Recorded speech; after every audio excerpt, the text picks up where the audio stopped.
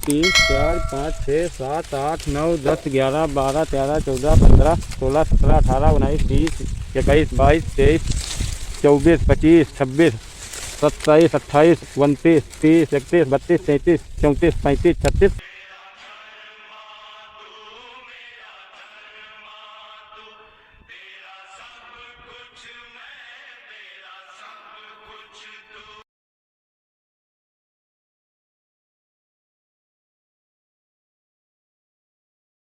Smart गन्ना कृषक हैं श्री दिलजिंदर सिंह जी, और गन्ने की बहुत अच्छी खेती करते हैं और अच्छी क्या कुछ अलग तकनीक से खेती करते हैं। ये बेसिकली जो है ये वर्टिकल सिंगल बड मेथड है जिस चीज़ का हमने इस्तेमाल करके गन्ने की बुआई की है। वर्टिकल सिंगल बड मेथड का मतलब है कि एक सिंगल गन्ने की पोरी और उसको पारंपरिक तरीके से ज़मीन के अंदर ना लिटा के हम एक स्पेसिफिक दिशा में कूड़ खींच के और इसको मेड़ के किनारे इसको लगाते हैं। दिखा इस विधि से हमारी ना सिर्फ बीज की बचत हो रही है, लेबर की भी बचत हो रही है, पानी बचा रहे हैं और बाकी संसाधन भी हमारे बच रहे हैं। कम जुताई करनी पड़ रही है खेतों की, गन्ने में लागत जो बढ़ रही है, उसको चेक करके अपना उत्पादन जो है उस पे हमारे ना प्रभाव पड़े और हमारा खर्चा जो है वो कम होना चाहिए। लास्ट ईयर की सोइंग है सिंगल वर्टिकल बड मेथड कौन सी गन्ना प्रजाति है? ये 14201 है, COL के COL के 14। 14201 है। 4.5 रो टू रो और एक बड से दूसरी बड की दूरी जो है वो हमारी 2 फुट रहती है। हमारे 1 एकड़ में 4.5 बाई 2 फुट पे 4750 बड लगती है। 500 गन्ने लगते हैं 1 एकड़ खेत में। बुआई का जो टाइम है हमारा वो सही टाइम हम मिड सितंबर मान के चलते हैं। फर्स्ट वीक ऑफ अक्टूबर तक आप लगा लीजिए। फर्टिलाइज़र पे ना ज़्यादा ध्यान देते हुए आप अपनी सॉइल की कंडीशनिंग करिए। हम लोग ये इंश्योर करते हैं कि हम क्रॉप रेजिड्यू को बिल्कुल भी ना जलाएँ, ना खेत से बाहर निकालें। जो भी आपकी फसल के अवशेष हैं, वो वापस आपकी मिट्टी में जाने चाहिए। हरी खाद ज़रूर लेते हैं। सूखी खेती जुताई की जाती है। हमें इस खेत का पलेवा नहीं करना होता है। आपको सूखा खेत जोतना है। हैरो और कल्टीवेटर काफ़ी है जोतने के लिए। सारे न्यूट्रिएंट्स और मिनरल्स और जो भी आपके अवशेष हैं वो ऊपर के 7-8 इंच की मिट्टी में ही रहते हैं, उसको पलटते रहिए, वही सबसे उपजाऊ मिट्टी होती है। हल्की जुताई करके और एक नॉर्मल आप देख सकते हो जैसे हमने बेड मेकर से बेड बना दिए। जब आप खूंट खींचते हैं तो सारी खेत की खाद जो है वो इस बेड में आ जाती है, दोनों तरफ से। इसी बेड के किनारे में आप इस बड की प्लांटेशन करते हैं। तो ये एक ही इम्प्लीमेंट हमारे गन्ने की बुआई, हाँ, जुताई सारा कर और देता मिट्टी है। चढ़ाने के लिए यही मल्टीपर्पज ये इक्विपमेंट मल्टीपर्पज़ हो है। गया। इसको इस हिसाब से डिज़ाइन कर लिया गया कि ये हमारे सारे पर्पस पूरे कर रहा है। ये रटून है। जी, ये ये रेडी है। आपने रटून काटा है। हाँ जी, हाँ जी। ये जो वर्टिकल मेथड है गन्ना बुआई की, ये इसकी पेड़ी है। तो ये देख लीजिए इस विधि में पेड़ी भी कितनी अच्छी हो सकती है। बिल्कुल, बिल्कुल। बस सिंह साहब आप कह रहे थे पेड़ी लेना चाहे तो ले ले। लेना चाहें ले लें हाँ, और अगर लेकिन ऐसी पेड़ी तो ले ही लेनी चाहिए। गन्ने पतले हो जाएं क्या फर्क पड़ता है? हाँ जी, हाँ जी, ले सकते हैं हाँ, जी, बिल्कुल। ऑप्शनल है, ऑप्शनल है। हम्म।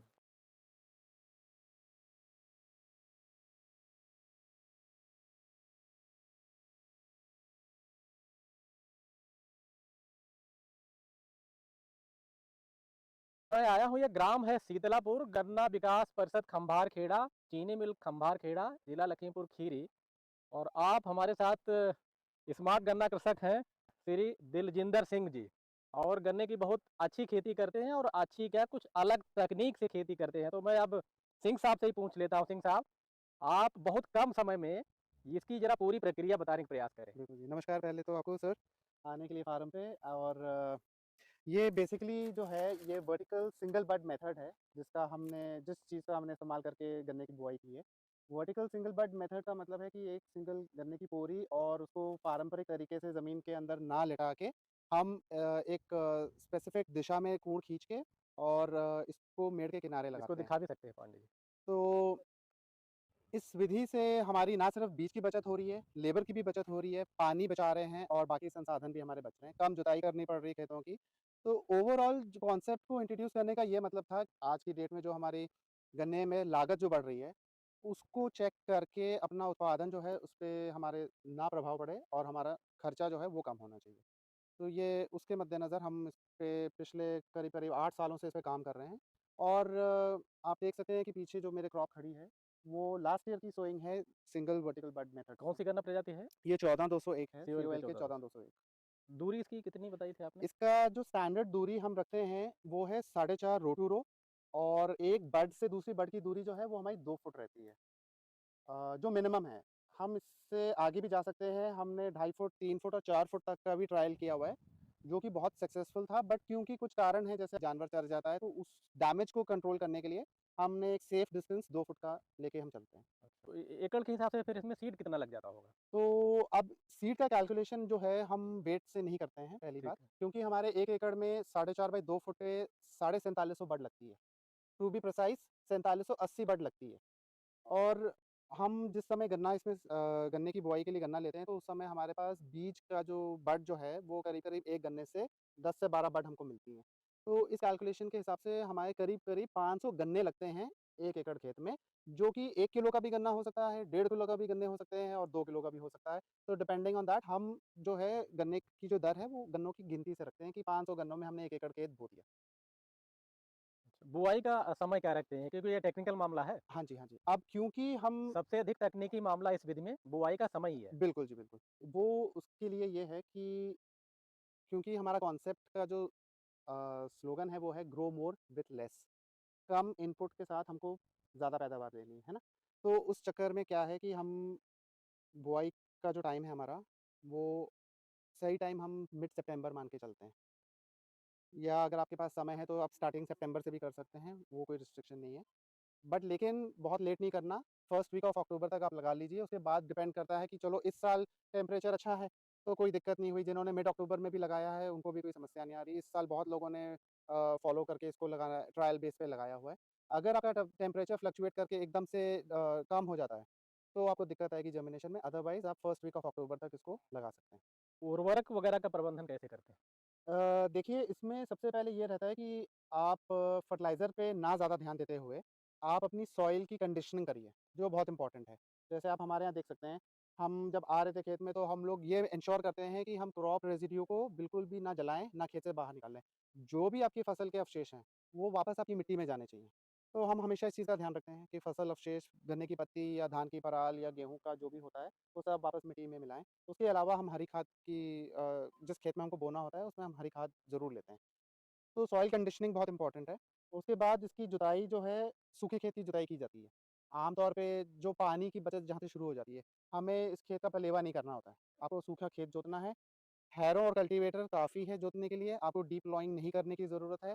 सारे न्यूट्रिएंट्स और मिनरल्स और जो भी आपके अवशेष हैं वो ऊपर के 7-8 इंच की मिट्टी में ही रहते हैं, उसी को आप पलटते रहिए, वही सबसे उपजाऊ मिट्टी होती है। बहुत गहरी जुताई में हम नहीं जाते हैं।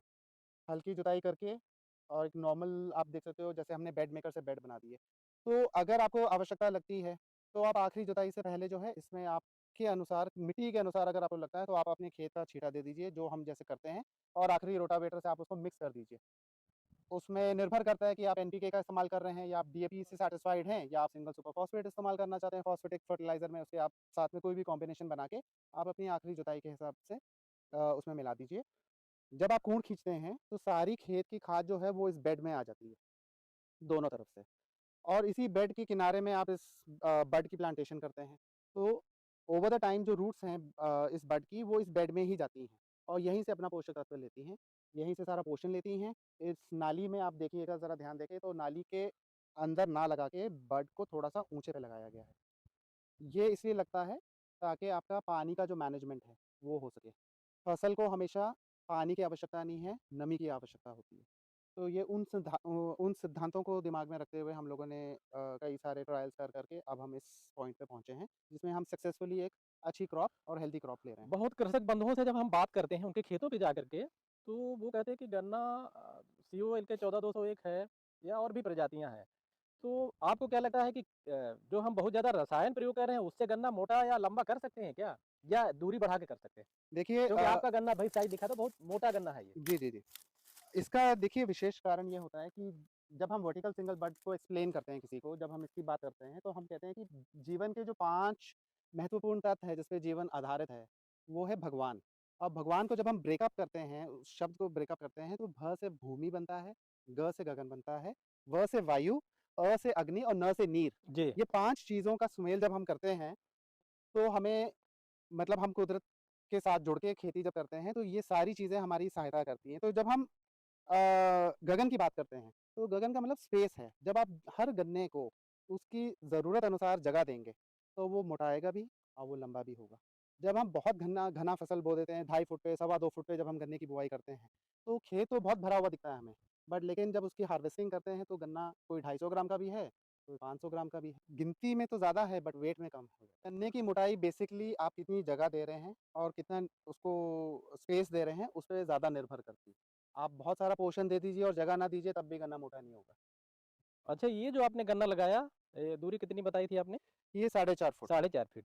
आप जब ये गन्ना लगाते हैं, देख रहा हूँ कि आप गन्ना बीच में नहीं रख रहे हैं और जो ये ढाल है ना, इधर वाला ही ढाल इस्तेमाल करते हैं, जी, बिल्कुल। जिधर से सनलाइट आ रही होगी, जी, सीधे जी। पड़े उस पे। जी, जी। तो इसका क्या फ़र्क पड़ता है? जी, जैसे जी। देखिए, मैं ये बताना चाह रहा हूँ कि इधर आपने नहीं लगाया, हाँ, और मैं इसलिए पूछना चाह रहा हूँ कि अगर कृषक बंधु इस विधि का प्रयोग करने का प्रयास करें या लगाना चाहें, तो कम से कम जो खेत का डायरेक्शन कैसे हो, कब कैसे लगाएँ? क्योंकि साउथ और वैसा भी हो सकता है और पूरब एब्सोल्युटली, और पश्चिम का एब्सोल्युटली। भी हो सकता है। सर इसका रीज़न ये है कि जो गन्ने की फ़सल है वो C4 कैटेगरी 4 क्रॉप है। जी, हीट लविंग क्रॉप है, सबसे ज़्यादा इसको सनलाइट एक्सपोज़र चाहिए। जी, और हमारे यहाँ का जो क्लाइमेटिक कंडीशन है वो जी, ये है कि हमारी जो विंटर्स होती हैं बड़ी हार्श होती हैं। जी। हार्श इन द सेंस कि बहुत ज़्यादा टाइम ठंड रहती है और बहुत ज़्यादा ठंड रहती है।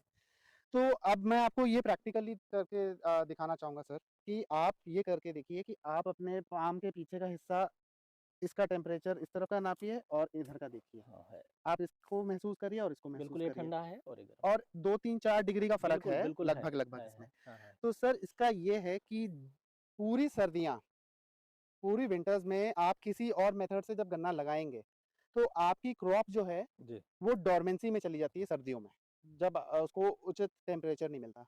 बट हम जब यहाँ लगाते हैं तो हमारी टिलरिंग फ़ेज़ में रहती है। अभी आपका टेलरिंग कर रहा है? अभी हमारा टिलरिंग फ़ेज़ में है।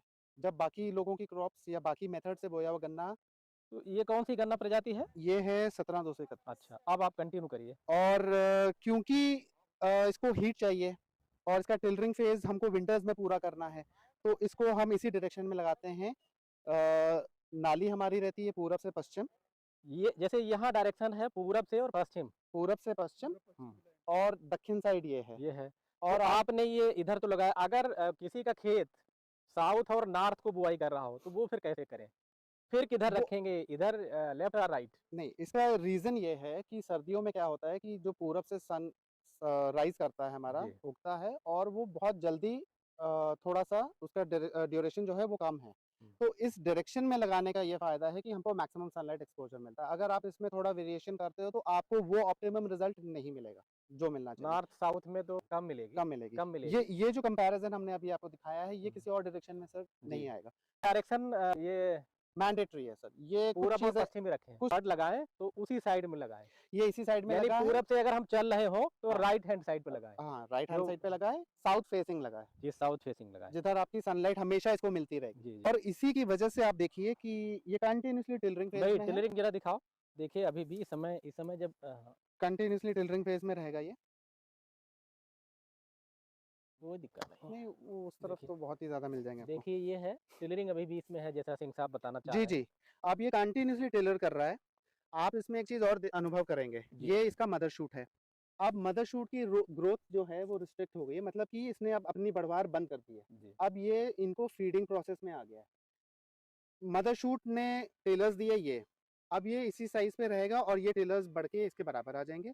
फिर आगे से ये मल्टीप्लाई करेंगे, इसके टेलर्स निकलेंगे और ये प्रोसेस चलता रहेगा और इसमें आप अनगिनत टेलर्स ले लेंगे। कितने तक टेलर इसमें निकल जाएँगे? 35, 40 ये कोई गन्ना प्रजाति पे भी निर्भर रहता होगा। ऑलमोस्ट स्टैंडर्ड रहता है। मैक्सिमम आपने जितनी स्पेस दी हुई है, उस हिसाब से आपके टिलर्स जो प्लांट है वो अपने आप मैनेज करता है। अच्छा। इसमें वो कॉन्सेप्ट नहीं है कि आपको मदर शूट तोड़ देना है, ये भी हाँ, प्रचलन है। ये आगे आता मैं आपसे पूछते कि जी। बहुत लोग कहते हैं कि नहीं, जैसे महाराष्ट्र वगैरह में हाँ जी, हाँ जी। और यहाँ भी तो बहुत लोगों का मैं जब देखता हूँ सोशल मीडिया पे, तो कहते हैं मदर सूट तोड़ दीजिए, हाँ जी, तो हाँ जी। अच्छे गन्ने तो आपने तोड़ ही दिए, हाँ जी, इसमें हाँ जी। रिकवरी और प्रोडक्शन होता तो बेसिकली हम इसको एज़ अ फैमिली कंसिडर करते हैं। ये मदर शूट है, अगर ये माँ है, तो ये अपने बच्चों को पोषण दे रही है। इसका काम सिर्फ़ अपनी ग्रोथ नहीं है, उनको भी पोषण देना है। है। जी, जी। तो ये कॉन्सेप्ट में हम इस चीज़ को फ़ॉलो करते हैं और हमें पूरा रिज़ल्ट मिलता है।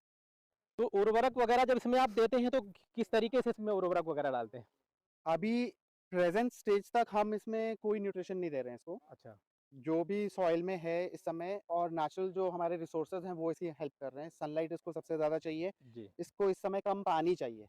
आप एक चीज़ और नोट करिएगा कि जब हम इसमें पानी लगाते हैं, हुँ, तो पानी हमेशा इसके गन्ने के ऊपर नहीं नीचे रहता है और यहाँ सिर्फ मॉइस्चर आती है, नमी आती है। इसके नीचे रहना चाहिए। पानी इसके नीचे रहता है पानी आपने लगा दिया, पानी नीचे रह जाएगा, कभी क्रॉप को सफोकेट नहीं करता। जब आप नाली के अंदर गन्ना बोते हैं, तो पानी उसको दबा देता है, हवा चली जाती है बिल्कुल उसमें राइट। से, सफोकेशन होती है, इसको सीलन मिलना चाहिए। इसको नमी मिलनी चाहिए। किसी भी अच्छा। फसल को उसके लिए नमी मिलनी तो चाहिए। उर्वरक इसमें फिर अगर अप्लाई करना हो तो कैसे इसमें डालें? नहीं, उर्वरक देखिए बेसिकली हम एज़ पर रिक्वायरमेंट यूज़ करते हैं, ठीक है, हमने कोई ठीक है। चार्ट नहीं बनाया मैं हुआ। वो विधि पूछ रहा हाँ हूँ, जी, हाँ जी। इसको अगर डालना ही हो, तो आप अभी फोलियर एप्लीकेशन भी कर सकते हैं। किस जब चीज़ का इसकी फोलियर एप्लीकेशन करते हैं आप? बेसिकली आपको एनपीके तो चाहिए ही चाहिए। जी। एनपीके के अलावा जो एज़ एंड व्हेन, जैसे इस समय ठंड बढ़ रही है तो आप सल्फर का प्रयोग करिए, जिससे एकड़ में इसको कितना सल्फर प्रयोग कर लें? अगर तो आप इसमें तो 3 किलो बहुत है, पर्याप्त है। अच्छा। और 10 से 12 किलो यूरिया बहुत है इसके लिए सल्फर मिक्स के कर साथ। लेंगे सल्फर में? हाँ जी, हाँ जी। सल्फर एक कोटिंग एजेंट का भी काम करता है, जी, जी। तो वो उसकी स्लो रिलीज़ ऑफ नाइट्रोजन में हेल्प करता है जब आप सल्फर से उसको कोट कर देते हैं। और उसके अलावा क्योंकि जो इसकी एनपीके की मात्रा है, अगर वो आपने आखिरी जुताई से पहले दे दी है, आखिरी एनपीके, एनपीके की तो वहाँ मात्रा, पे हाँ, आखिरी जुताई पे कितना इसको एकड़ में दे देते होंगे? देखिए ये बेसिकली निर्भर करता है हर किसान को अपनी। टेस्टेड चलिए सॉइल एक हाँ, तो आपको अपनी सॉइल कंडीशंस पता होती हैं, तो आप 3 बैग सुपर भी यूज़ कर सकते हैं, single super phosphate. 1 bag DAP का इस्तेमाल कर लीजिए, या फिर आप एनपीके का कॉम्बिनेशन ले लीजिए, 1 से डेढ़ बैग आप उसको खेत में दे सकते हैं स्टार्टिंग के लिए। सेकंड सेकंड एप्लीकेशन होती है जब हम अप्रैल और मार्च में इसकी अर्थिंग अप करते हैं, जब मिट्टी चढ़ाने का समय आ जाता है। तो आप उस समय उसकी जो बाकी का सफ़र जो बचता है गन्ने का, आप उस समय के पोर्शन के लिए आप उसको उस समय मिट्टी दे सकते हैं। फॉस्फेटिक फर्टिलाइज़र्स जो होते हैं, वो मिट्टी में मिले होने मिट्टी चाहिए। चढ़ाते समय कुछ देते हैं क्या उर्वरक आप? जी हाँ, उस बिल्कुल समय देते हैं। क्या देते हैं? उस समय भी उस समय कैल्शियम नाइट्रेट का इस्तेमाल हम ज़रूर करते हैं। कैल्शियम हाँ, नाइट्रेट। कैल्शियम नाइट्रेट का नाम आपने लिया और एक हमारे कृषक बंधु थे उन्होंने लिया, तो जी। इसके ज़रा रिस्पॉन्स बताइए कैल्शियम कैल्शियम नाइट्रेट। नाइट्रेट हमें पर्सनली लगता है कि पोटेशियम और कैल्शियम नाइट्रेट और मैग्नीशियम का बहुत मेजर रोल रहता है। कैल्शियम फेरस नाइट्रेट, सल्फेट का भी उन्होंने नाम लिया था उस हाँ, समय, देखिए फेरस सल्फेट के जून 2 के आसपास। फेरस सल्फेट के 2 तरीके हैं इस्तेमाल करने के। अगर तो आपकी सॉइल की पीएच ज़्यादा है, तो आप फेरस सल्फेट को ब्रॉडकास्ट ना करिए। फिर आप उसको फॉलियर एप्लीकेशन से दीजिए, क्योंकि कितना? कितने पानी में? एकड़ में? फॉलियर एप्लीकेशन आपका मेरे ख्याल से जब क्रॉप बड़ी हो जाती है तो आपका 300 से 400 लीटर के बीच में पानी लगता है 1 एकड़ में। फसल की किस अवस्था पे डालें, जो आप फेरस बता रहे हैं? सल्फेट आप कभी भी डाल सकते हैं। कभी आप भी? आज से भी स्प्रे शुरू कर सकते हैं इसकी। अच्छा, आप किसी भी स्टेज में डाल सकते हैं। कितनी बार? आपके ऊपर निर्भर करता है, आप 2-3 एप्लीकेशंस कर दीजिए इसको, एज़ एंड व्हेन रिक्वायर्ड। आपको लगता है कि फेरस क्लोरोसिस हो रहा है क्रॉप में, आपके क्लोरोफिल की कमी हो रही है, मैग्नीशियम के साथ मिला के आप उसको फेरस को स्प्रे करिए, फेरस सल्फेट और मैग्नीशियम सल्फेट को। तो या 2 महीने के इंटरवल पे आप इसका स्प्रे करते रहिए, तो उसकी पूर्ति होती रहेगी। तो अच्छा, एज़ ऑफ नाउ हमें इस समय इसको पोषण देने की कोई ज़रूरत नहीं कोई महसूस ज़रूरत हो नहीं रही है। है। टेलरिंग एक नेचुरल प्रोसेस है, वो होता रहेगा क्योंकि इसको पर्याप्त धूप मिल रही है, नमी हम दे रहे हैं, और किसी चीज़ की स इसको इस समय देखिए सिंह आवश्यकता नहीं साहब, आपको देख कर के ये तकनीक को काफ़ी लोगों ने अडॉप्ट किया है। अडॉप्ट तो कर लिया उन्होंने। है। जी, जी। 1-2 मेरे भी संज्ञान में है हाँ जी, हाँ जी। कि जैसे उन्होंने लगाया, तो पूरे 1 एकड़ में केवल 2 पौधे मुझे मिले थे। मैंने खुद देखा उसको। जी, तो ऐसा क्यों हुआ होगा? 2 पौधे मतलब? पूरे एकड़ में जैसे लगाया, हाँ। 2 पौधे ही अंकुरित हुए। ओहो! तकनीकी मामला है जिसे हमारे कृषक बंधु साफ़ार न करें इस चीज़ से। 1 मिनट सर। जी, इसके पीछे कारण ये है कि जी, ये एक वेस्टेड बड है, ये जी, खराब हुई हुई जी, है। जी, ये पहली बात तो बड की कटाई बहुत इम्पोर्टेंट है कि आप कैसे काट रहे हैं उसको, ठीक है। ठीक है? आप नीचे से गन्ना काटना शुरू करिए, नीचे का हिस्सा छोटा रखिए, ऊपर इंटरनोड जो है वो बड़ा होना चाहिए। जैसे गन्ना खड़ा होता है वैसे आप दिखा रहे हैं। वैसे आप ऐसे खड़ा होता है गन्ना, जी, जी, ऐसे ही नीचे से कटाई शुरू होती है। ये इसलिए छोटा रखते हैं ताकि आपको ज़मीन में गाड़ने में आसानी रहे, पहली बात। आसानी से। आसानी से कैसे थोड़ा पकड़ते हैं जब इसको मिट्टी में लगाते हैं? बड ऐसे पकड़ी जाती है, और आपको सिर्फ़ ये सुनिश्चित करना है कि सिर्फ़ आपकी जो बड है वो कवर हो रही है मिट्टी में। ठीक है। आम तौर पे ये शिकायत हमें भी मिलती है कि किसान को गन्ना जब वो लगाता है, बुआई करता है, तो उसको ये डर रहता है कि ये सूख जाएगा। तो वो इस डर के मारे वो इसको बड को ज़रूरत से ज़्यादा ज़मीन में धकेल देता है। तो जब वो ज़्यादा धकेल देता है तो इसका जर्मिनेशन प्रभावित होता है। तो एक कारक ये हो गया, समय महत्वपूर्ण रहता होगा, प्लांटिंग का समय। सितंबर ऑनवर्ड्स आप कभी भी लगाइए इसको, हुँ, अच्छा टेम्परेचर होता है। बट आपको बड को सिर्फ़ इतना प्लेस करना है मिट्टी के अंदर कि आपकी सिर्फ़ आँख जो है वो कवर हो जाए। दूसरी बात, आपने क्या ये आँख बाहर की तरफ रखी है या अंदर की तरफ रखी है? ये भी बहुत इम्पोर्टेंट फैक्टर है। तो आपको ये एंश्योर करना है कि सारी आँखें आपकी बाहर की तरफ रहें, सनलाइट की तरफ, सनलाइट की तरफ रहें, साउथ को, साउथ को। क्योंकि हमको दिशा यही रखनी है, दिशा यही पूरब और रखनी है, पश्चिम की। मैंडेटरी है ये, मैंडेटरी। अगर आपको पूरी फुल परफॉर्मेंस लेनी है, अच्छा उत्पादन लेना है तो ये ज़रूरी है, ये एक एस्पेक्ट बहुत ज़रूरी है इसमें। आपने छटाई अच्छे से नहीं की है गन्ने की, मान लीजिए रोगी है, तो वो कुछ परसेंटेज है, क्योंकि अगर आप इस अब हमारे प्लॉट को आप देखिए 95% प्लस जर्मिनेशन हुआ इसका, 95% प्लस जर्मिनेशन हुआ और गैप फिलिंग हमको सिर्फ इस बार उसकी करनी पड़ी जिसको, क्योंकि इस बार कीट का प्रकोप ज़्यादा था थोड़ा जी, जी। टेम्परेचर की वजह से, तो वो जो बिल्कुल ही डैमेज हो गया उसको हमको रिप्लेस करना पड़ा। जैसे ये देख सकते हैं आप बीच में, अदरवाइज़ हमें कोई दिक्कत नहीं आई। तो अगर हमें कोई दिक्कत नहीं आ रही है तो फिर किसी को कोई दिक्कत नहीं हाँ, आनी चाहिए। लेकिन ये दिक्कत उनके सामने क्या-क्या आई होगी? एक तो फैक्टर आपने बता दिया। तो दूसरा मेजरली दूसरा अभी आप कह रहे हैं कि हमने आपसे पूछा था कि इसका समय, एक एग्ज़ैक्ट समय है जिसके आगे हम इसकी बुआई ना करें, तो रिस्की हो सकता है। बहुत लेट, अगर जैसे हमको सितंबर में आपने कहा, तो हम मैक्सिमम कहाँ तक जा सकते हैं? टोटली टेम्परेचर पे निर्भर करता है। कुछ-कुछ साल जो है मिड अक्टूबर या एंड अक्टूबर में आपका टेम्परेचर डिप कर जाता है, बिल्कुल, कर बिल्कुल। जाता है। इस बार नहीं कर रहा है। तो मेरे से जो फार्मर्स इन कॉन्टैक्ट, मेरे जो टच में हैं फार्मर्स जिन्होंने अक्टूबर मिड में भी लगाया है, उन्होंने बहुत अच्छा इस जर्मिनेशन बार ले तो लिया है। ठीक है, जर्मिनेशन इस अच्छा बार ले तो लिया टेम्परेचर है। ठीक जी, है। जी, जी। हुँ, हुँ। तो जो वैसे अगर रिस्की ना हो, उसके लिए आप एक डेट बताइए, कट ऑफ डेट किसके आगे बचें इससे? मैं तो देखिए मैं आप आप तो टेक्निकल मैन हैं ना, आपके लिए एब्सोल्युटली रिस्की नहीं है। हम ये कहेंगे कि अगर आपको इस डिस्टेंस पे रहना है तो फर्स्ट वीक ऑफ अक्टूबर तक लगाइए। राइट। उसके बाद अगर आपको लगाना है लगाइए, बट आप अपना डिस्टेंस को कम कर दीजिए। हम 2 फुट पे हैं, आप 1.5 फुट पे आ जाइए और उसके उसके लेट लगा रहे हैं तो आप 1 फुट पे आ जाइए। नवंबर में लगा लीजिए आप जाके, नो इश्यूज़। जमेगा, लेट जमेगा, बट आपका प्लांट पॉपुलेशन मेंटेन रहेगा क्योंकि आपने 1 फुट पे कर दिया उसको। आपकी बीज की दर बढ़ जाएगी और आपकी टिलरिंग मतलब प्लांट टिलर्स पर प्लांट आपके कम हो जाएँगे, बट लेकिन ओवरऑल प्लांट पॉपुलेशन जो है आपकी वो मेंटेन रहेगी। कोई तो कृषक बंधु अगर इसको फरवरी में लगाना चाहें, फरवरी से स्प्रिंग में, फरवरी में तब आपकी राय क्या है? इसलिए रिकमेंडेड नहीं है क्योंकि उस समय तापमान बहुत बढ़ता है। दूसरा क्योंकि हम अपनी इनपुट कॉस्ट को घ फरवरी स्टार्टिंग में 15 तक या फरवरी मंथ जी, में, जी, हम मार्च में ना जाएँ। हाँ, हाँ। अब उसके पीछे कारण क्या है कि इसके 4 फेजेज़ ऑफ ग्रोथ हैं।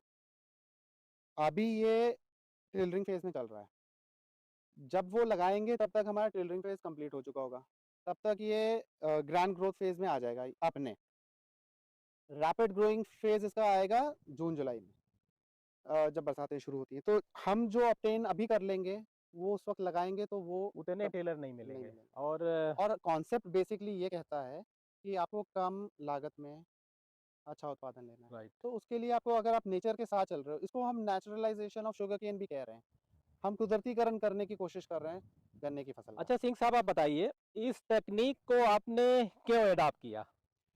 जी। ये तो बहुत इम्पोर्टेंट क्वेश्चन है। इस तकनीक को हमने इसलिए अडॉप्ट किया ताकि हम अपना खर्चा और लागत घटा सकें गन्ने की पैदावार में। आपने अभी 14,200 एकड़ प्लॉट देखा। अगर हम सामान्य तरीके से लगाते हैं, हमें तब भी उतना उत्पादन मिलता है। हमने वर्टिकल सिंगल बड लगाया, हमें तब भी उतना ही उत्पादन मिल रहा है। आपने भी क्रॉप देखी है, आपने भी एप्रिशिएट किया क्रॉप को कि ये क्रॉप में किसी तरह की कमी नहीं है और उसको नहीं। देख के आप ये नहीं बता पाएँगे कि ये सिंगल वर्टिकल बड लगा है या ये साधारण विधि से लगा है। तो हमने कम लागत में पूरा उत्पादन लिया यानी है। आपका मेन ऑब्जेक्टिव है कि भले ही हम एकड़ में जो जैसे ट्रेंच में या कहीं उत्पादन मिलता है, हालाँकि उसमें लागत ज़्यादा लग जाती है, उत्पादन 400 या 500 लें, लेकिन हम अपनी लागत को घटा दें। हम अपनी लागत घटा रहे हैं। हम पानी की इस्तेमाल को कम कर रहे हैं। राइट। हम लेबर का इनपुट कम कर रहे हैं। आज की डेट में लेबर मिलना बहुत मुश्किल हो गया है। अब हमारी 1 एकड़ की बुआई में हमारे 4 लेबर लगते हैं। पहले टाइम पे वो गन्ना काटते हैं और दोपहर के बाद वो गन्ना लगाते हैं। तो 1 एकड़ की बुआई में हमारे सिर्फ 4 लेबर लगते हैं। भले ही वो 2 दिन में लगाएँ, बट वो सिर्फ 4 ही लेबर हमारा 1 एकड़ की बुआई कर देते हैं। आप बताइए किसी भी विधि में अगर 4 लेबर में बुआई हो रही हो तो आप हमें बताइए। नहीं, मेला लगता है। तो हम कट डाउन कर खेत रहे की हैं। जब बुआई हो रही होती है, तो जी। मेला लगता है। मेला लगता है। ट्रेंच विधि बहुत प्रचलित है, हम उसको खराब नहीं बोल रहे हैं, जी। वो अपनी उसके अपने गुण हैं। लागत घटाने पे आप जोर दे रहे हैं। बट लेकिन ट्रेंच विधि में हम बीज 40 क्विंटल तक डाल रहे हैं, बिल्कुल, 45 भी बता देते हैं कितना। 45 भी डाल रहे हैं। हुँ। तो हो क्या रहा अच्छा है? इसमें कितना पड़ जाएगा? 500 गन्ने, 500 गन्ने मतलब फिर आप जोड़ 5 लीजिए, कुंतल में 5 अधिकतम। Quintal, maximum 5 quintal. जी। और वैसे तो 480 गन्ने ही लगेंगे। बिल्कुल, हमने बिल्कुल। प्लस माइनस सब जोड़-जाड़ के आपको 500 अच्छा, बता दिए। ये इस विधि में जैसे आपने कहा कि ये तो आपने हमने समय से आप पूछ लिया कि बसंत में बचना चाहिए, इसको ग्रोथ उतनी नहीं हो पाएगी, यील्ड प्रभावित होगी। हाँ जी। मृदा के जो प्रकार हैं, उसपे भी निर्भर करता है इसकी बुआई का, इस विधि का उपयोग? सॉइल कोई फैक्टर नहीं है। हुँ। सॉइल अगर अच्छी है तो अच्छा ही उत्पादन देगी। हमसे कमज़ोर सॉइल हमें नहीं लगता किसी को कि ये टोटली सैंडी सॉइल है और अगर इसमें हम ऐसा उत्पादन ले रहे हैं तो फिर जो कोई और दूसरी बेल्टों में काम कर रहे दूसरी तरीके की मिट्टी में काम कर रहे होंगे तो वो ज़्यादा ही ले अभी रहे मैं आप जहाँ खड़े हैं, होंगे। आपके इसी खेत से करीब जी, 3 किलोमीटर हाँ जी, इस साइड में थे, हाँ यानी जी, फैक्ट्री के पास में। जी, उत्तर तो प्रदेश। हमने कहा कि भाई ये जो टेक्निक है हमारे हाँ, सिंह साहब जो दिलजिंदर सिंह जी हैं वो लगा रहे हैं, तो जी। आप क्यों इससे बचते हैं, क्यों नहीं लगाए? बोले हमारे यहाँ मॉइस्चर ज़्यादा रहता है। आपके क्या विचार? मॉइस्चर आपको सिर्फ़ खेत की प्रिपरेशन तक प्रभावित कर सकता है जी। कि आपकी खेत की जुताई नहीं हो पाएगी उस समय या ये सब चीज़ें हैं। उसके अलावा आपको कहीं पे कोई समस्या नहीं आएगी इस चीज़ की। मॉइस्चर ज़्यादा है तो ये तो आपको और भी ज़्यादा सहयोग करेगी। आप एक चीज़ और देखिए इसका इस टेक्निक का एक एडवांटेज और है। जी। आम तौर पे किसान जो सितंबर की बुआई ट्रेंच विधि या नॉर्मल तरीके से जो भी करते हैं, आम तौर पे अगर बारिश हो जाए, तो किसान बहुत बड़ा नुकसान उठाते हैं। उनकी बिल्कुल। नालियों में पानी भर जाता है, गन्ने का बीज सड़ जाता है, बहुत लोगों को जोत के फिर से बोना पड़ता है। हमारे गन्ने को कोई फ़र्क नहीं पड़ता। हमारे गन्ने को कोई फ़र्क नहीं पड़ता। अच्छा, प्रजातिवार भी कुछ देखिए, आप चूँकि सभी पे रिसर्च करते रहते हैं, तो हाँ जी। जितनी प्रजातियाँ इस समय चल रही हैं, जो रिसेंट में आई हैं, वो अभी जी। आप स्वयं बता देंगे। तो उनमें टेलरिंग का क्या परसेंटेज अंतर रहता होगा? जैसे 17,231 है ये पूसा की, 14,201 है, CO 0118 है, CO 15,023 है। देखिए, हम आपको बताते हैं कि सीओ 118 वैरायटी जो कि इस वजह से नहीं लगाई जाती थी कि इसमें टेलरिंग नहीं होती है। जी। हमने उसमें उस वैरायटी से मैक्सिमम उत्पादन लिया है इस विधि से अच्छा। और कितना ले लिया होगा एकड़ में? हमने फैक्ट्री सप्लाई 1 एकड़ में 607 क्विंटल का लिया था बहुत अच्छा रहा। और वो भी 118 वैरायटी जिस समय हम लगा के टिलर्स लेते थे, उस समय किसान परेशान होते थे कि ये टिलर्स नहीं होते नहीं, इस वजह से। टेलरिंग की प्रॉब्लम थी इसमें, खेती नहीं में होगा। किसी भी गन्ने की वैरायटी में कोई प्रॉब्लम नहीं हालाँकि इस मौसम में जो कृषक बंधु हैं, मेजॉरिटी में कह रहे हैं कि साहब इस बार ये अच्छा उत्पादन दे रही है, मौसम हाँ। का कुछ भी रहा जी, हो। जी, जी। हुँ। गर्माहट ही और है। इस बार कीट वगैरह कह रहे प्रकोप कम रहा, मौसम का कुछ रहा जो यहाँ? अभी क्रॉप कट रही है जी, जी। उसमें कम रहा बट जो अब हम लोगों ने बोई है हाँ, इस साल अभी की इस समय ज़्यादा थोड़ा टेम्परेचर फ़ेवरेबल है ना? फ़ेवरेबल था तो ज़्यादा थोड़ा परेशान किया उसने। क्रॉप को एक यूनिफ़ॉर्मिटी आप देखिए क्रॉप में और आप हर प्लांट को गिनते जाएँगे तो आपको एक एवरेज काउंट टिलर्स का मिलेगा, सब में बराबर टिलर्स मिलेंगे और तो अभी आपने कहा था कि 47,500 1 एकड़ में पौधे लग जाते हैं, इस 2 फीट पे लगाते हैं, ऐसे कुछ बताया था? 4 हाँ, 4750 47 है। 4750 हाँ, 4750। तो इसको जब हम मल्टीप्लाई करें तो इसमें मिलेबल केन यानी जब कट के समय जाते होंगे गन्ने के, तो उस समय कितने गन्ने मिलते होंगे जी। एक ऑन एवरेज? जी, जी। तो जब आप 2 फुट पे गन्ना लगाते हैं, जी। तो ऑन एन एवरेज आपको 1 एकड़ से एक आइडियल जो क्रॉप आपका प्लांट पॉपुलेशन होता है, वो माना जाता है कि 43,000 से आस-पास आपके पास होना ठीक चाहिए। है। हमें 8 से 10 टेलर्स पर बड चाहिए।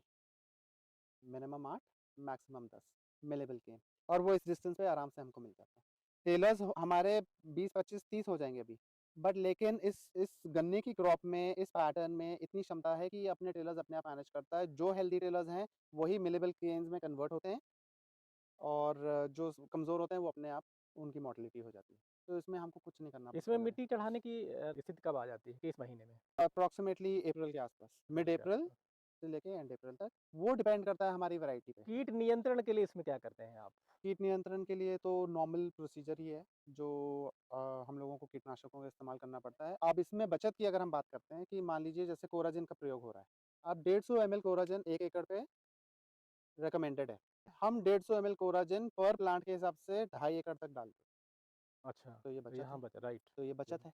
जब आप सीड ट्रीटमेंट की बात करते हैं तो आम तौर पे कम से कम 400-500 लीटर पानी लगता है 1 एकड़ की सीड का ट्रीटमेंट करने के लिए और लीटरों में दवाई लगती है। हमारा 20 से 30 लीटर पानी में और कुछ ग्राम दवाइयों तो में 5 एक कुंटल का ही तो करना है? तो ये हमारी बचत है। सीड ट्रीटमेंट हमारी बचत है। तो बेसिकली हम कम लागत लगा के उत्पादन पूरा लेना चाह रहे हैं। तो अच्छा, बंधाई कितनी आप कर लेते हैं सिंह साहब? आपको छूटने ना पाए। अब बंधाई की बात ये है कि मिट्टी कितनी बार चढ़ा लेते हैं? एक बार। ये दोनों प्रैक्टिसेस बहुत गन्ने में दोनों चीज़ें हम जी, हम दोनों पे जी, बताएँगे और उससे महत्वपूर्ण एक चीज़ और थी वीड मैनेजमेंट। जी, हम जी। उस पे भी बात हाँ, करना चाहेंगे इस विधि में बिल्कुल, क्योंकि वो बिल्कुल। भी एक एस्पेक्ट है जो बहुत ज़्यादा पैसा किसान का जी, खींचता है। जी। तो पहली बात ये है कि इस कॉन्सेप्ट में हम ये मान के चलते हैं कि गन्ने की ज़रूरी नहीं है कि गन्ने की हाइट ही आपको वेट देगा। गन्ने की मोटाई भी आपको वेट दे सकती बिल्कुल, है। तो हाइट पे बहुत ज़्यादा ना फ़ोकस करते हुए और जितनी हाइट हम बढ़ाएँगे उतना हमारा रिस्क फैक्टर जो है, गन्ने की लॉजिंग जो है, वो बढ़ जाती है। आप मैक्स टू मैक्स आराम से 2 बंधाइयाँ करा सकते हैं, जो एक रीचेबल है, किसान के लिए भी और लेबर के लिए भी।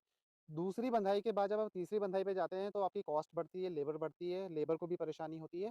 तीसरी, चौथी, पाँचवीं ऑनवर्ड्स आपको दिक्कतें आने लग जाती हैं, आपके खर्चे बढ़ने लग जाते हैं। और उसके बावजूद अगर आपकी क्रॉप मौसम की वजह से गिर गई, तो आपका नुकसान बढ़ने लगता है, आप फ़ायदे में नहीं जाते हो। तो हम कोशिश ये करते हैं कि नाइट्रोजनस फर्टिलाइज़र्स का कम इस्तेमाल करें, गन्ने की हाइट पे ना ज़्यादा फ़ोकस करते हुए उसकी मोटाई पे फ़ोकस करें। और मोटाई पे फ़ोकस करने का मतलब ये दूरी है बढ़ जाएगी तो कि मोटाई दूरी बढ़ेगी। बढ़ाइए और उसको हवा दीजिए, उसमें उसका वेट आप लेने की कोशिश कीजिए। कैल्शियम नाइट्रेट का आपने रोल पूछा था, कैल्शियम जी, जी। नाइट्रेट और पोटेशियम जो है वो उसके वेट में भी ऐड ऑन करता है। अच्छा, दूसरी इम्पोर्टेंट बात ये थी वीड मैनेजमेंट की। जी। अगर आपने एक सवाल आप सबसे पूछता, आपने हमसे नहीं पूछा कि आपने इंटरक्रॉपिंग क्यों नहीं की इसमें? मैं अभी पूछता, आपने बता दिया। तो अब हमारी कैलकुलेशंस के हिसाब से हम इंटरक्रॉपिंग के खिलाफ नहीं है, बट हमारी कैलकुलेशंस के हिसाब से अगर हम इंटरक्रॉप करके लेबर से वीड मैनेजमेंट करें, तो हमारी इंटरक्रॉप की जितनी भी इनकम है वो ऑलमोस्ट ऑलमोस्ट हमारी लेबर के हिसाब में बराबर हो जाती है। हम ये प्रयास कर रहे हैं पिछले कई सालों से कि हम वीड मैनेजमेंट को केमिकली करें, हमको लेबर ना लगानी पड़े। पिछले साल सक्सेसफुली हमने उसमें ये हमारा टारगेट था, हमने ऑब्टेन किया और इस साल भी हम उसी रास्ते पे चल रहे हैं कि हम सिलेक्टिव केमिकल्स को यूज़ करके वीड मैनेजमेंट करें और पूरी क्रॉप में हमको लेबर की ना गुड़ाई, ना निकौनी, ना कुछ करना पड़ा। तो उसमें भी हमें रिज़ल्ट मिले और उसी पे हम इसमें काम कर रहे हैं। अगर हम इंटरक्रॉप लेते हैं, तो हमारा वीड मैनेजमेंट इफ़ेक्ट होता है। तो बीड मैनेजमेंट की जब आपने बात किया, तो फिर बीड मैनेजमेंट के लिए कौन-सा केमिकल, कौन से रसायन आप प्रयोग जी। करते हैं और किस मात्रा में? तो वीड मैनेजमेंट पे और किस बहुत समय? वो मतलब डोल जाते हैं। तो वीड मैनेजमेंट का ये है कि बहुत बेसिक सॉल्ट्स हम यूज़ कर रहे हैं, कोई हाई एंड केमिकल नहीं ले रहे हैं, मार्केट में बहुत कुछ है, तो उन चीज़ों से बचो। मेट्रीब्यूजन और 2,4-D बेसिक हैं ये, आप इनका बहुत ही कम मात्रा में इस्तेमाल करिए। जब आपका वीड मुझे अगर आप जैसा प्रयोग करना हो तो अमाउंट भी बता दीजिए। हाँ, बिल्कुल हम वही बता रहे हैं कि जब आपको नेकेड आई से, अपनी आँखों से वीड जमता हुआ नज़र आने लगे, जी। तो आप अ 2,4-D पर टैंक के हिसाब से अभी जैसे मान लीजिए 1 एकड़ खेत है, आपके 7 से 8 टैंक 15 लीटर नैपसैक से आपका स्प्रे पूरा हो जाएगा। 8 टैंक लगेंगे आपके 1 एकड़ में। आपको पर टैंक 2,4-D का इस्तेमाल करना है अ, 20 से 25 एमएल। कितने कितने टैंक 15 लीटर वाला 20? 15 लीटर का नैपसैक स्प्रेयर जो हाथ से चलता है हाँ, हाँ। या बैटरी ऑपरेटेड होता है, जी। उसमें आपका 15 लीटर पानी आता है। और पर लीटर के हिसाब से अगर आप 1.5 से 2 एमएल डालते हैं 2,4-D, तो आपका 25 से 30 एमएल पर टैंक 2,4-D लगेगा। इसके अलावा आपको मेट्रीब्यूजन का जो इस्तेमाल करना है, वो है आपका 100-100 ग्राम के पैकेट आते हैं मेट्रीब्यूजन के। आप 200 ग्राम मेट्रीब्यूजन 8 टैंक में आराम से डालिए, मतलब कि 2 पैकेट और आप अपना वीड मैनेजमेंट कर लीजिए। इस समय आप ये भादे की ये जो देख रहे हैं, इस पे घास की दवाई पड़ चुकी है और ये अच्छा। मरा हुआ है। इसको आप खींचेंगे तो ये कितनी सड़ा बार स्प्रे करना पड़ता है और कितने दिन पे करें ये? जी। ये टोटली डिपेंड करता है कि आपके खेत में वीड कितना जम रहा है, निगरानी रखें, कितना निकल रहा है। वॉच तो करते रहें। हाँ, और दूसरी चीज़ का ये ध्यान रखिए कि कभी भी वीड को इस स्टेज में ना आने दीजिए, जिस स्टेज में ये है। फ्लावरिंग स्टेज में ना आए। ये बहुत बड़ा है वीड, इससे जी। भी छोटा-छोटा जब आपको मिलेगा। हाँ, यहाँ पे दवा का प्रभाव कम पड़ता है इस हाँ पे। जी, हाँ जी। ये तो ये सारा वीड जो है खत्म हो रहा है। तो इसी वजह से हम लोगों की यही कोशिश रहती है कि वीड हमारा कंट्रोल में रहे। इंटरक्रॉप की बचत आप ऐसे ही कर लेंगे। बिल्कुल। आप सिंह साहब ये बताइए, मैंने बहुत सारा पूछ लिया अभी आप। कुछ ऐसा मुझसे रह गया है जो आपको और बता देना चाहिए? मिसिंग जो हमसे हो रहा हो कि मैंने अपने हिसाब से पूछा। तो देखिए सबसे ज़रूरी ये है कि जब आप गन्ने की फसल लंबी फसल है, जी। तो उसमें क्या करना है कि जब आप बुआई करते हो, तो आप मान लो बुआई की अगर आपकी प्रक्रिया सही है, तो 50% आपने फसल पैदा कर ली। बिल्कुल। अगर आपकी बुआई प्रभावित हो गई, तो आप पूरे साल उसको कंट्रोल नहीं कर पाएँगे फिर, वो आपके काबू में नहीं आएगा। तो बुआई पे और आम तौर पे किसान की प्रैक्टिस ये है कि वो बुआई में पैसा बचाता है और पूरा साल उस पे पैसा लगाता रहता है। बुआई को आराम से करिए, बीज की छटाई अच्छे से करिए, क्योंकि जो आप बोएँगे, जो आपकी नींव मज़बूत होगी तो आपकी फसल अच्छी खड़ी रहेगी। तो 50% से ज़्यादा फ़ोकस हमारा बुआई पे रहता है। हम बुआई अच्छे से करते हैं, क्योंकि बीज की प्लांट छटाई करते पॉपुलेशन हैं। अगर मिल जाएगी तो बाद में तो हम उसको हेल्दी प्लांट पॉपुलेशन मिलनी जी, जी, चाहिए। जी। हेल्दी प्लांट पॉपुलेशन, क्योंकि अगर हम बीमार गन्ना लेके वो स्टार्टिंग में नहीं पता लगता। आपने देखा है रेड रॉट जैसी बीमारियां अगस्त और सितंबर में जाके अपने लक्षण दिखाती बिल्कुल, है, बिल्कुल। और फिर उस समय हेल्पलेस होता है किसान। उसके पास कोई चारा नहीं बचा होता है, पूरे साल पैसा भी लगा चुका होता है और उसकी एंड में क्रॉप ही सूख रही होती है। तो बहुत इंपॉर्टेंट है कि आप अपनी बुआई पे बहुत ज़्यादा फोकस करिए। मेक श्योर करिए कि आपके पास बीज की क्वालिटी अच्छी है, भले ही महंगी मिले बट अच्छी मिले। उसको ले लीजिए, अच्छी जगह से चयन करिए। जब आप बीज की कटाई कर रहे होते हैं, छटाई कर रहे होते हैं, तब भी आप बहुत ध्यान दीजिए, क्योंकि हमारे में 3 लेयर छटाई होती है बीज की। हम जब 500 गन्ने की सिलेक्शन करते हैं, तो हम 20-20 गन्नों का बंडल बनवाते हैं लेबर से, और उनको ये छूट होती है कि आप पूरे खेत में से कहीं से भी चुन के आप गन्ने, हेल्दी गन्ने छाँट के लेके आइए। हर लेबर जो है, 4 लेबर जो है, वो 20-20 गन्नों का बंडल बना के छाँट के लेके आते हैं।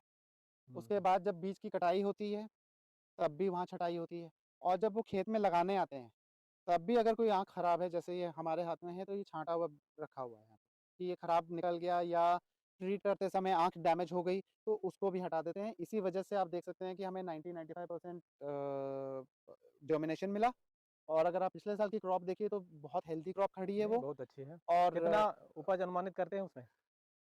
जी, उपज तो जब क्योंकि जब हार्वेस्ट हम बात होगा करेंगे तो ज़ाहिर-सी बात है आउटपुट लोग पूछेंगे ही। तो देखिए, एक हेल्दी क्रॉप है, तो हम मान के चल रहे हैं कि अच्छा उपज देगी वो, और जब ये कट के फैक्ट्री जाएगा तभी हम आपको उसका आंकड़ा दे पाएँगे। जी, जी। हम बहुत अनुमान नहीं लगाते। मेरे हिसाब से तो 500 कुंतल तो होना ही चाहिए।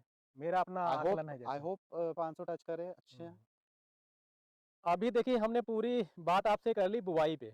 इस बीच से जब आप गन्ना लगाते हैं तो ज़रा पेड़ी इसकी कैसी होगी? पेड़ी भी रखते होंगे, ज़रा उस पे अपने विचार दीजिए। देखिए, पेड़ी आपके पास ऑप्शनल है। पेड़ी आप रख सकते हैं। आपको पेड़ी रखने के लिए रैटून मैनेजर की ज़रूरत पड़ेगी।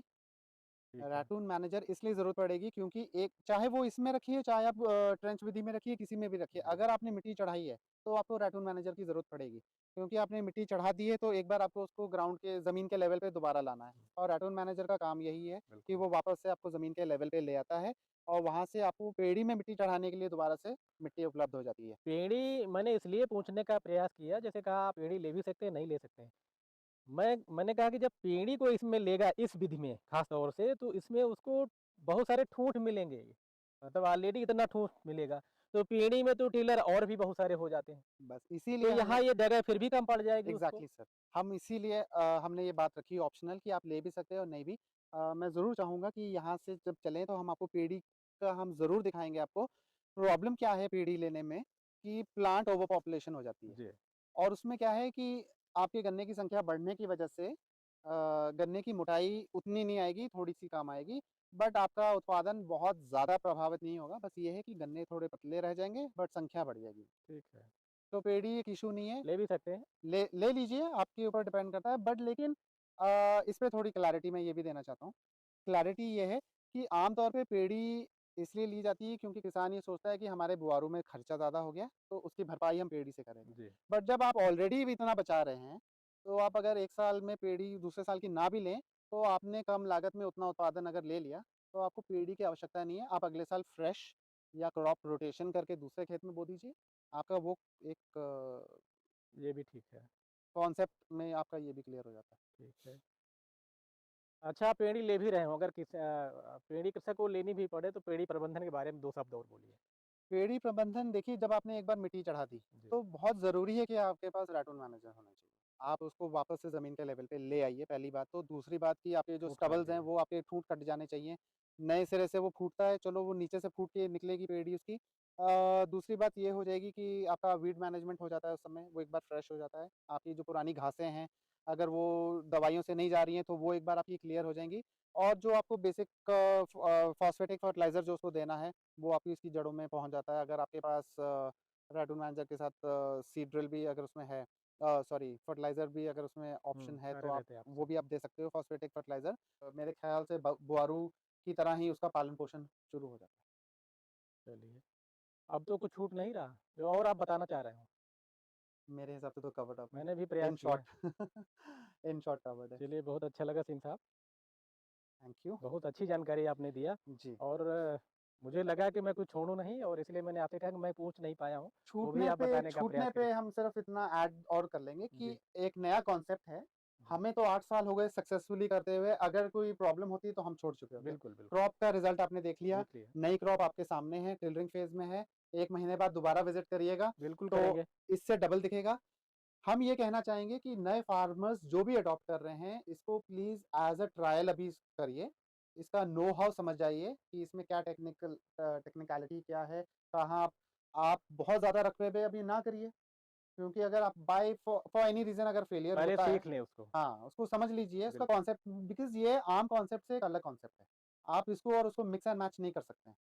तो आप इसके बारे में समझ लीजिए, इसकी टेक्निकलिटी को समझ लीजिए और उसके बाद अगले साल आप एक बहुत बड़े रकबे पे करिए। अब इस साल हमने ये पूरा ये 5 एकड़ का प्लॉट है, जी, साढ़े जी। 5 एकड़ का प्लॉट है। 5.5 हमने बड़े कंफर्टेबली हम लगा रहे हैं और रोटेशन में चल रहा है हमारा। तो हमारे पास इस बार इतनी ज़मीन अवेलेबल थी, हमने लगा लिया एंड टोटली ही ऐसी प्लांटेशन की हुई है। इसी से हम इसकी गन्ने की जब मिट्टी चढ़ाने से पहले जो जुताई, जो बेड को ढीला करना होता है, अच्छा। जुताई करनी होती है, तो इसी से हम एक जुताई भी करते हैं और इसी से फिर हम ये जो इसके पक्खे हैं ये एडजस्टेबल हैं। ये आप अगर देखेंगे तो ये एडजस्टेबल हैं। अच्छा, ये इधर पंखा हाँ, दिखाओ पंडित जी। ये खुल जाता है ये। अच्छा, ये इसको थोड़ा चेंज भी कर सकते हैं। हाँ जी, हाँ जी। इसको हम खोल के फिर मिट्टी चढ़ाने के लिए उसको बढ़ा देते हैं और फिर इसी इक्विपमेंट से हम मिट्टी चढ़ा दे रहे हैं। ये क्या लगा है, ये क्या काम ये करता है? बेड को पीछे जिस पे आप चल रहे थे उसको बराबर करने ये के लिए। दिखाओ। ये जो बेड है, ये जो लगाया है इन्होंने, ये एंगल जो लगा हुआ है, ये बेड को बराबर करता है। ये बेड को लेवल करता है पीछे। ये तो ये तो यंत्र आपने बनवाया होगा अपने तो हिसाब ये से? हमने बनवाया है और ये एक ही इम्प्लीमेंट हमारे गन्ने की बुआई, हाँ, जुताई सारा कर और देता मिट्टी है। चढ़ाने के लिए यही मल्टीपर्पज ये इक्विपमेंट मल्टीपर्पज़ हो है। गया। इसको इस हिसाब से डिज़ाइन कर लिया गया कि ये हमारे सारे पर्पस पूरे कर रहा है। तो जब आप किसी मेथड को अडॉप्ट करते हो तो उसकी सूटेबिलिटी के लिए आपके इम्प्लीमेंट्स इक्विपमेंट पे आपको बिल्कुल, सूट करने बिल्कुल। चाहिए। हाँ, तो सिंह साहब, ये रटून है। जी, ये रेडी ये है। आपने रटून काटा है। हाँ जी, हाँ ये जो वर्टिकल मेथड है गन्ना बुआई का। जी। और ये पेड़ी। यहाँ देखिए। हाँ, ये देखिए इधर। हम लोग मिलके गिन लेते हैं हाँ जी, इसमें हाँ जी, कितने। गिन लीजिए। 1 2 3 4 4 5 6 7 8 9 10 11 12 13 14 15 16 17 18 19 20 21 22 23 24 25 26 27, हाँ 28 और 29 और 30 इधर आ जाइए। 31 32 33 34 35 36 37 38 39 40 41 42 43 44 45 46 47 48 49 50 51 52 53 54 55 और 56 57। तो ये देख लीजिए इस विधि में पेड़ी भी कितनी अच्छी हो सकती है। बिल्कुल, बिल्कुल। बस सिंह साहब, आप कह रहे थे पेड़ी लेना चाहे तो ले ले। लेना चाहें ले लें हाँ, और अगर लेकिन ऐसी पेड़ी तो ले ही लेनी चाहिए। गन्ने पतले हो जाएं क्या फर्क पड़ता है? हाँ जी, हाँ जी, ले सकते हैं हाँ, जी, बिल्कुल। ऑप्शनल है, ऑप्शनल है। 57 आप ये वर्टिकल मेथड की जो है रटून है। जी।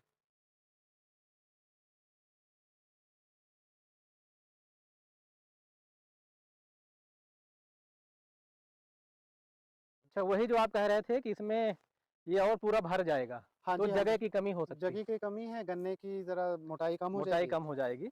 हालांकि जो दूरी ये है, मोटाई मेंटेन कर लेगी, ये वाली दूरी। हाँ जी, ये बट वाली थोड़ा कंप्लीट करेगा। फिर बात वो आ जाती है कि जब जगह कम बचती है तो इंटर स्पीशी कंपटीशन बढ़ जाता है। बिल्कुल बढ़ जाता है। हाइट ज़्यादा होगी, गन्ने की लॉजिंग हो ये जो जाएगी। बीच वाला आप कह रहे थे, हाँ जी, हाँ जी। ये है। इसका और उसका कंपटीशन होगा, हाँ, हाँ, तो ये ज़्यादा ऊपर को भागेंगे और फिर वही है कि लॉजिंग के करीब आ जाएगा गन्ना, बिल्कुल। गिर जाएगा।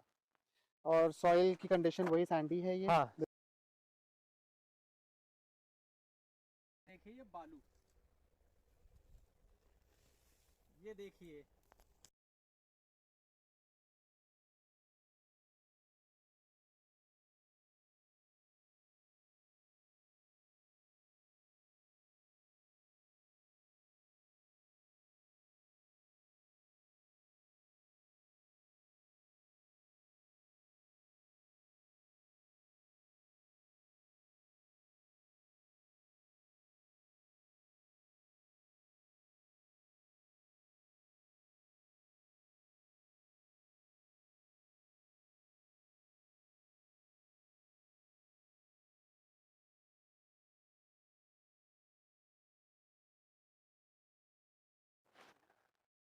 तो सैंडी सॉइल में भी ये इतनी अच्छी रेट्यून हो रही है, और गन्ना देखिए खड़ा ही है। हाँ जी। इधर गन्ना भाई दिखा देना, वो है वैसे पूरा। ही की हुई है। गन्ने की हाइट देख लीजिए, और गन्ने की हाइट आप देखें, लेकिन मैं एक बार ये जरूर दिखाना चाह रहा हूँ, ये बिल्कुल सैंडी है जिसमें इतना अच्छा गन्ना हो रहा है। और मुझे लग रहा है सिंह साहब, जी सर। ये जो आपने टेक्निक अपनाई है किसी सॉइल को ध्यान में रखते हुए, बिल्कुल, ये हमें बेस्ट सूटेबल टेक्निक हमें यही लगी। हालांकि हमने ट्राई सब कुछ किया, हमने जी। ट्रेंच विधि भी की, हमने 2.5 फुट पे भी बोया, सब किया, जी। बट जो मोस्ट सूटेबल थी वो हमें यही टेक्नोलॉजी लगी। लागत भी कम हुई और उत्पादन भी हमारा बढ़िया हो। तो ये मान लूं कि जहाँ जिन कृषकों के खेतों में जमीन थोड़ा कमजोर हो, सैंडी टाइप की, तो इस विधि को अपनाने में ज्यादा लाभकारी है। वो भी अपनाएं, जिनकी मजबूत मिट्टी है वो भी अपनाएं। कुल मिला के जब आप थोड़ा सा नेचर का सहयोग लेंगे, कुदरतीकरण करोगे खेती का, तो आपके पास अपने आप ही उत्पादन आएगा, आपका खर्चा कम होगा और किसान खुशहाल होगा। चलिए, बहुत अच्छी तकनीकी जानकारी सिंह साहब, जी बहुत सर। अच्छी जानकारी दिया, और इससे हमारे जो अन्य कृषक भी लाभान्वित होंगे। और मैंने पूरा पूछने का प्रयास किया, कुछ छूटने बिल्कुल, पर बिल्कुल, छूटे जो विचार करेंगे आगे, वो फिर आगे भी पूछेंगे वो आके। नेक्स्ट उसमें आप रख लीजिएगा। ठीक है, थैंक यू। धन्यवाद।